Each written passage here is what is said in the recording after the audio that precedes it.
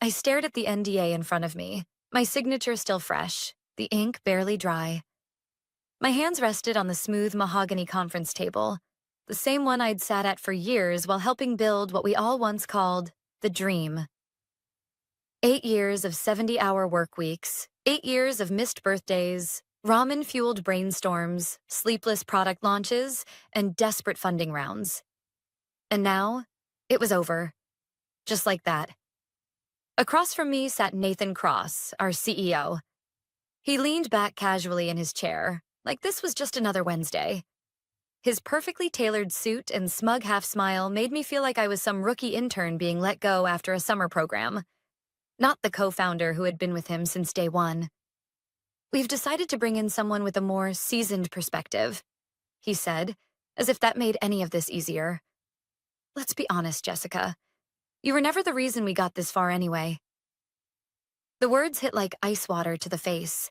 I kept my expression neutral, though I felt like the floor had been pulled out from under me. My throat tightened, but I managed to nod. "Understood," I said, my voice even, professional to the end. "That's me, Jessica Hale, former COO and co-founder of Novalink." Nathan didn't even look up again as I stood to leave. His attention was already back on his laptop, probably emailing the board about the smooth transition. I walked through the glass-paneled office for the last time, passing by the engineers, designers, and junior staff who had no idea this was my final walkthrough. Some were working on systems I had personally optimized. Others were debugging code I had helped rewrite at 3 a.m. just 2 weeks ago. No one looked up. No one knew. I passed by Mia, one of our interns turned devs, who gave me a warm smile. "Heading out early?" she asked. "Yeah," I replied. Something like that. My office was already boxed up. Just one small cardboard cube, a ceramic mug, a framed photo of my brother and me at Novalink's first pitch night, and a notebook filled with sketches from our early development days. That was all that remained. But what Nathan didn't know, what he had never bothered to pay attention to, was that I had kept meticulous records. Every feature roadmap, every investor pitch deck revision, every product timeline with my initials beside key decisions. Not to mention the full process documentation I had created for our core platform optimization, the one that landed us the $10 million Series A. He thought he could erase me. But I had learned something long ago from watching my mother build her own business from the ground up and then lose it in a shady merger. You never walk into a war without receipts. As I rode the elevator down from the 16th floor, the weight of it all started to settle. I wasn't angry. Not yet. Just stunned, disoriented. But more than that, I was beginning to see things clearly, maybe for the first time in years.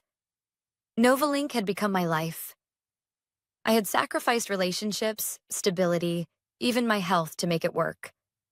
And now, the man who once called me his right hand had discarded me like a stepping stone he no longer needed. I reached my car, started the engine, and sat still for a moment, letting silence fill the space. Then I picked up my phone and called Marlene, my attorney. "It's done," I said. "I'm so sorry, Jess," she replied, calm and composed as always. "Did he say why?" I repeated Nathan's words, each one still echoing like a slap in my ear. Marlene was quiet for a beat. Then, "You've still got the files?" "Everyone," I confirmed. "Good. We'll talk tomorrow. I think it's time we go over your options." I drove home with the kind of quiet resolve that comes after betrayal, when the tears haven't come yet, but your mind is already calculating, not for revenge, but for reckoning. That night, I sat on my living room floor with a glass of wine in one hand and my laptop in the other. I opened a folder titled Nova, Original IP, and started scrolling through files. Code versions, pitch memos, contracts, time-stamped architecture diagrams.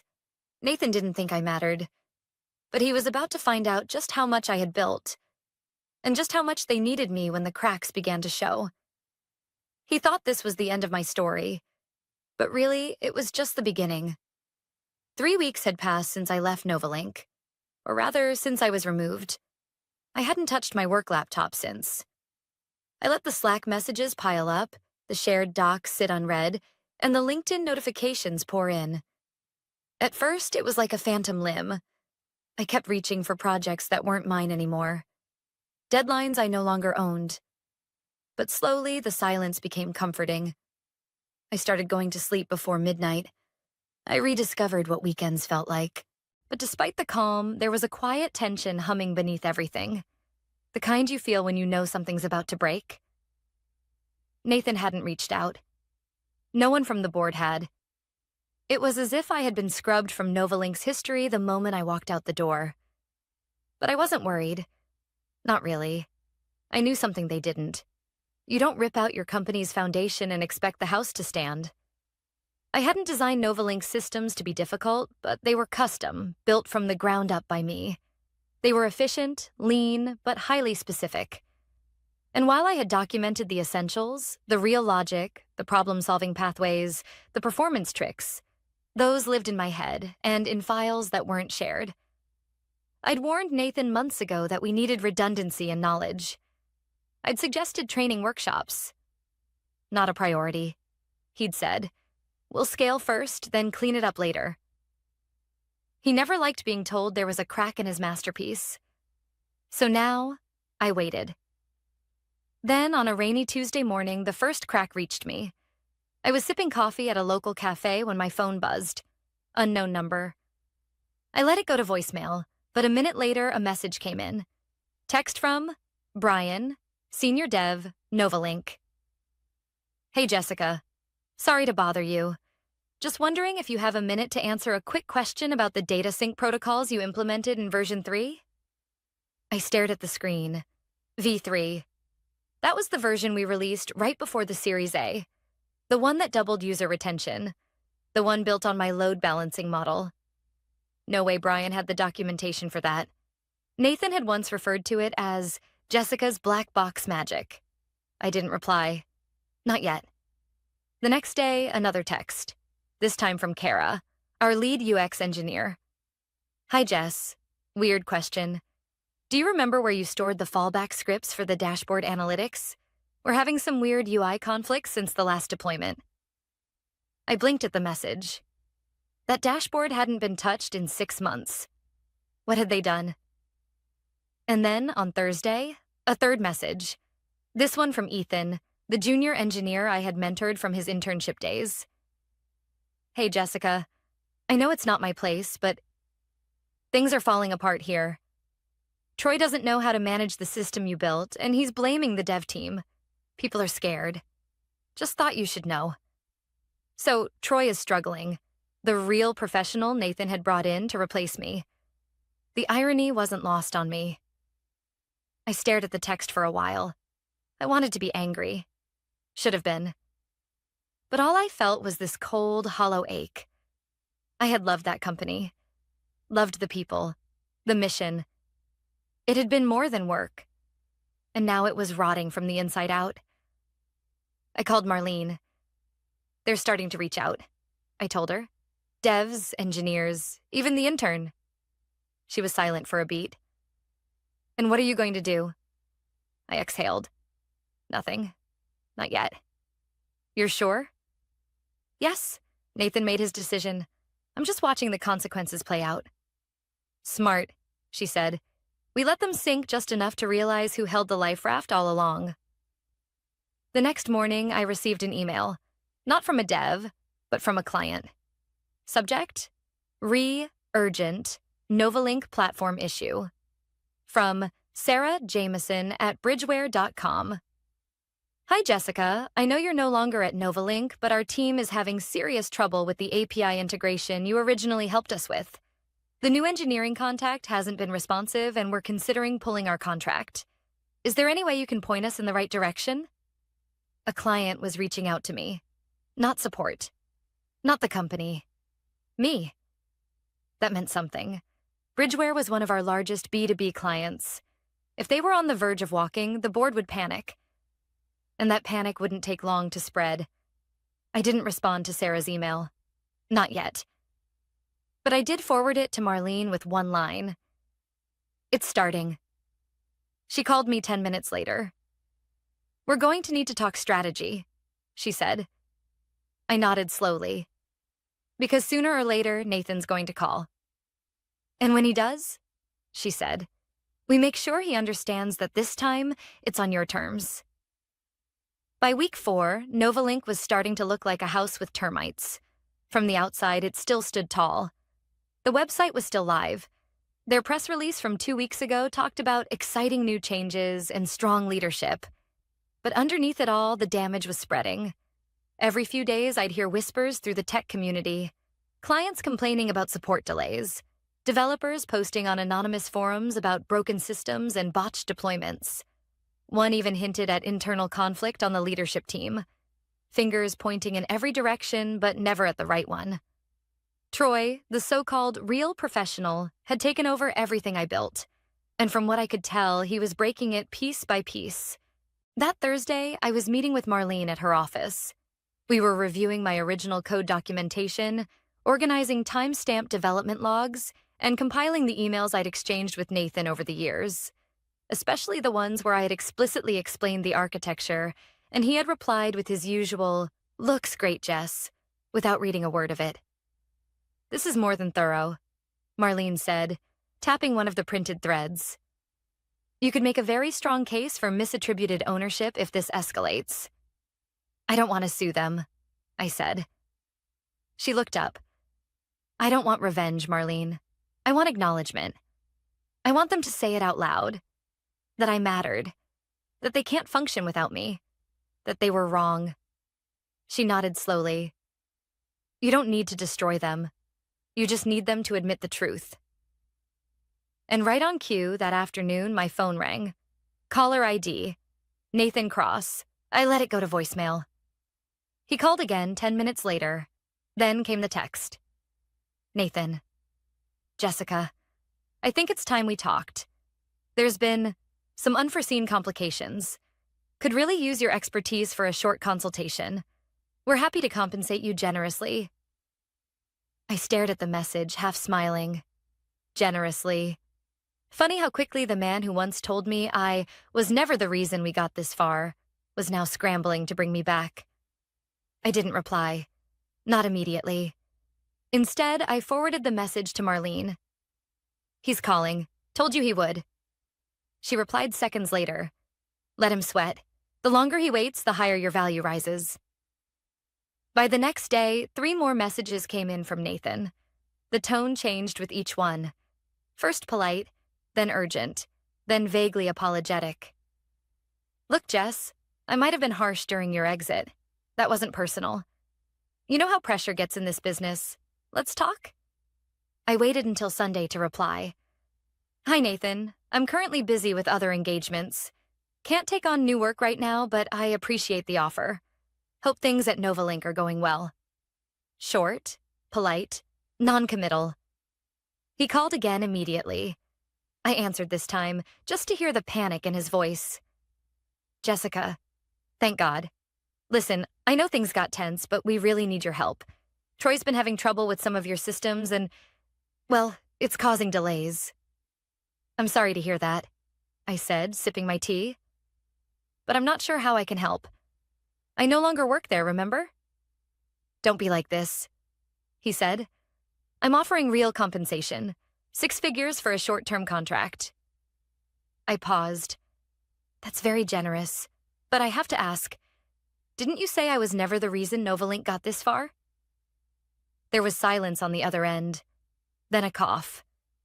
I may have underestimated your role. Look, the product isn't functioning the way it used to. Clients are angry. The dev team's overwhelmed. We need your insight. I let the silence stretch out. Then, let me think about it. I hung up without saying goodbye. Later that night, Marlene and I met for a late dinner. I told her everything. He's desperate, I said, but not desperate enough to admit what he did. Yet, Marlene corrected, smirking. But give it time. A few more missed deadlines, a few more lost clients, and he'll be saying your name like a prayer. I looked down at the menu but wasn't reading it. I don't want to go back there. but I do want to be the one they have to come to when everything's falling apart. You already are, she said. They just don't realize it fully yet. I smiled faintly. And for the first time since being fired, I felt it. Not just relief, not just satisfaction. Power. It was a quiet kind of power. The kind built not on revenge, but truth. Earned, not taken. And I was just getting started. By the 6th week after I'd left Novalink, my phone wasn't just buzzing with texts from desperate developers or frustrated clients. This time, the message came from someone higher up. Subject: quick chat? From Rachel.Langston@brightedgecapital.com. Rachel Langston, one of our Series A investors. I remembered her clearly. Sharp-eyed, brilliant, always the quietest voice in the room during pitch meetings, but somehow the most influential. If Rachel was reaching out, something big had shifted. I opened the email. Hi, Jessica. I hope you're doing well. I'd like to have a quick conversation about Novalink, specifically about some of the recent platform issues and your role in the original architecture. Could you spare 20 minutes this week? She wasn't asking for gossip. Rachel never wasted time. She wanted facts. And the fact was, Novalink was crumbling without the foundation I'd built. I forwarded the message to Marlene. Her response was almost instant. Talk to her. Just be careful. No details that breach the NDA, but general insight about your early work is fair game, especially anything that predates your employment contract. We scheduled a Zoom call for Wednesday afternoon. When Rachel appeared on screen, she looked exactly the same. Sleek black blazer, immaculate bun, no-nonsense gaze. Jessica, she said, offering a polite smile. Thank you for taking the time. Of course, I've heard Novalink's had a rough few weeks. Her smile tightened. That's putting it kindly. I waited. I'll get straight to it, she continued. We've lost 2 major clients in the last 10 days. They cited platform instability and poor communication. When we pressed the executive team for clarity, we got vague answers. I said nothing. Rachel raised an eyebrow. But then someone forwarded me an internal memo, a message from one of the junior engineers. He mentioned something interesting, that the authentication and integration systems were entirely your design, and that since your departure, no one's been able to fully manage them. I took a breath. The architecture you're referring to? Yes, I built it. From scratch. Before we had funding, before we had a CTO, before there was even a product roadmap. She nodded slowly. So what happened? You'd have to ask Nathan, I said carefully, though I imagine he'd say they needed someone with more experience. Rachel didn't flinch. He told us you were heavily involved in implementation, but not in the core strategy. I smiled. That's interesting, because I still have the whiteboard photos from our first planning sessions. My handwriting, my diagrams, my Git logs with timestamps from months before we pitched BrightEdge. Rachel's expression changed. Barely, but enough. I'm not here to cause problems, I added.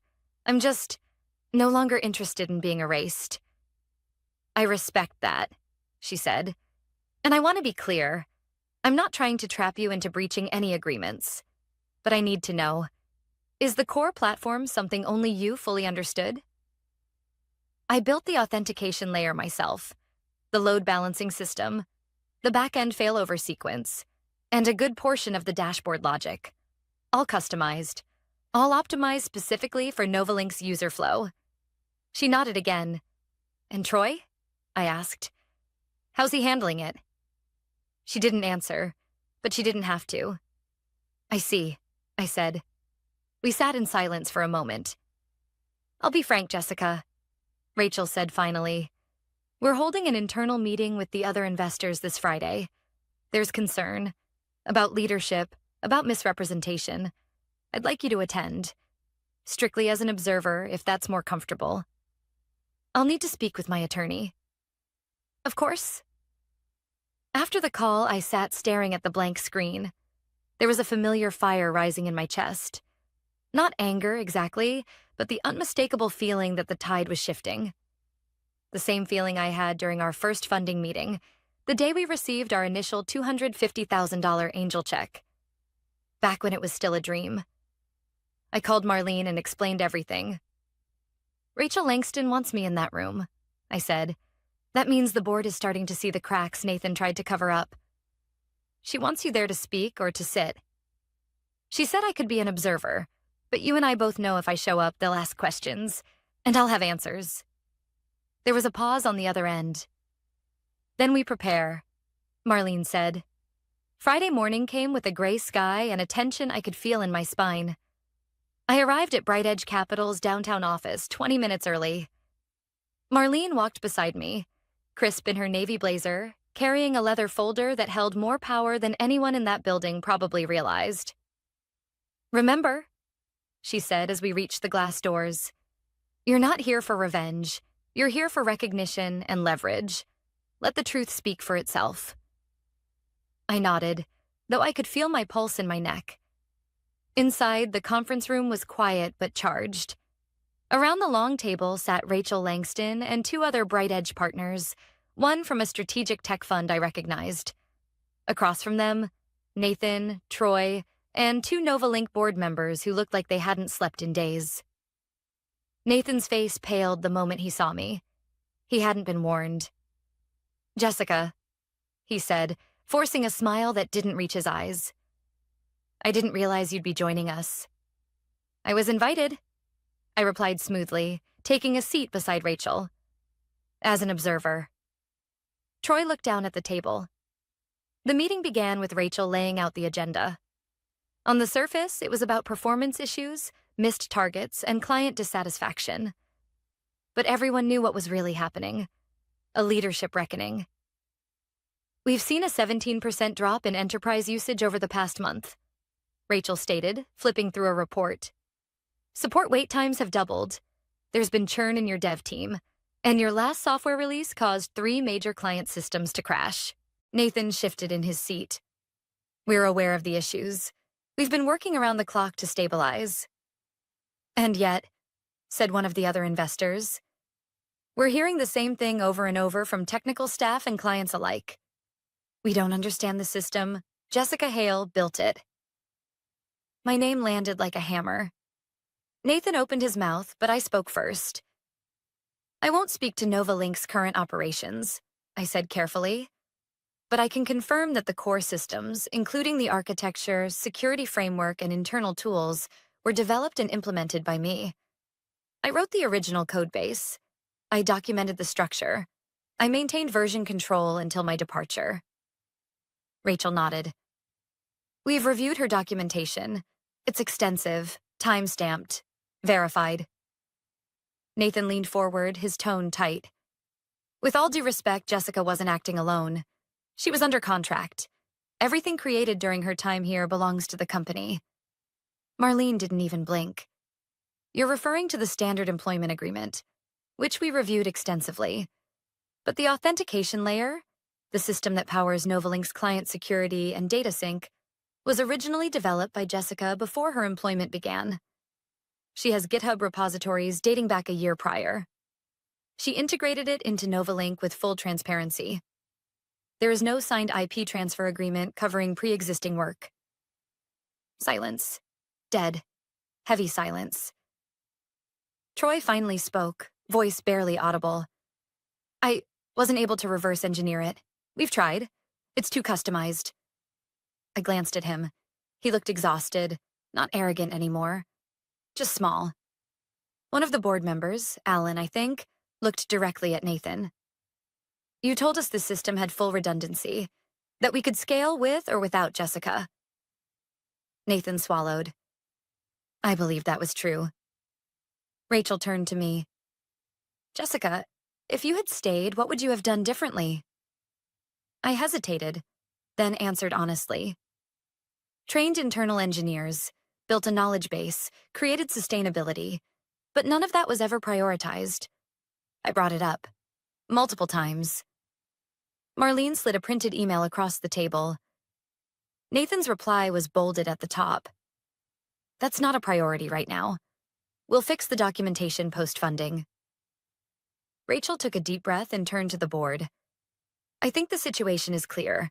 The integrity of Novalink's product relies on a system we do not fully control, built by someone no longer employed, and now being misrepresented as internally owned. What are you suggesting? One of the board members asked. Two things, Rachel said, eyes locked on Nathan. First, a formal correction of the record. Second, a licensing agreement with Jessica Hale for use of the authentication framework, with fair compensation and clear attribution. And Nathan? Another investor asked, voice sharp. Rachel didn't hesitate. That's for the board to decide. Nathan looked at me then. No longer smug, no longer superior, just cornered. I said nothing. I didn't have to. 2 weeks after the investor meeting, the news broke. Novalink announces leadership restructuring amid technical turmoil. The press release didn't mention Nathan by name, but the tech blogs filled in the blanks. Within days, LinkedIn lit up with rumors. Quiet reshuffling, exits, a temporary advisory role for the former CEO. Meanwhile, a new name was trending on the platform. Mine. Jessica Hale, the mind behind Novalink's architecture. It felt surreal. After years of being invisible behind code and investor decks, suddenly I wasn't just the one who got fired. I was the architect they couldn't function without. Rachel Langston reached out again. This time, not as an investor cleaning up a mess, but as a strategist with a proposal. We want to reestablish stability, she said, publicly and internally. The board unanimously supports offering you a formal position, CTO, with full creative control of the technical team. We'll handle the PR. You name the terms. I didn't answer right away, not because I was unsure, but because I was still processing how much had changed, and how quickly. The girl who once begged for a seat at the table was now being asked what color she wanted her chair to be. And then, like clockwork, my phone rang. Nathan. Again. I let it ring twice before answering. Hi, Nathan. He sounded tired, humbled. Jessica, I wanted to call and say thank you. For what? I asked, keeping my voice even. For not throwing me under the bus in front of the investors. You did that on your own, I replied, not unkindly, just honest. He sighed. I messed up. I know that. I got caught up in appearances, optics. I didn't see the foundation because I was too focused on the spotlight. And now?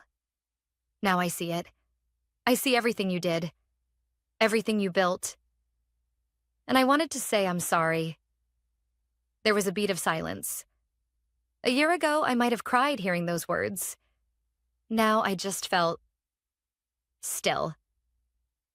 I appreciate the apology, I said, and I truly hope you learn from this. I will, he said. I already have. We hung up without another word. That same evening, I met with Marlene to finalize the licensing agreement. It was clean, airtight, and heavily in my favor. I'd retain ownership of the authentication system and receive royalties for its continued use in Novalink's platform. More importantly, a public statement would be released the following week, correcting the record. I would no longer be the ghost in Novalink's history. The next morning, I stepped into Novalink's office for the first time in nearly 2 months. Not as an employee, but as a licensed partner and newly appointed CTO. The place looked the same, but it felt different. Developers glanced up as I passed. Some whispered. Ethan, my former intern, now a full-fledged engineer, grinned and walked over. You're back? He asked, eyes wide. In a way, I said, smiling. Later that afternoon, I held a meeting with the entire tech team. I didn't come in with threats or blame. I came with a plan. We're rebuilding from the inside out, I told them. Not just code, culture, documentation. Trust they listened. They leaned in. And by the end of the hour, for the first time in a long time, I saw real belief return to their eyes. Over the next few weeks, we made changes. Hiring new talent, restoring confidence, fixing broken systems.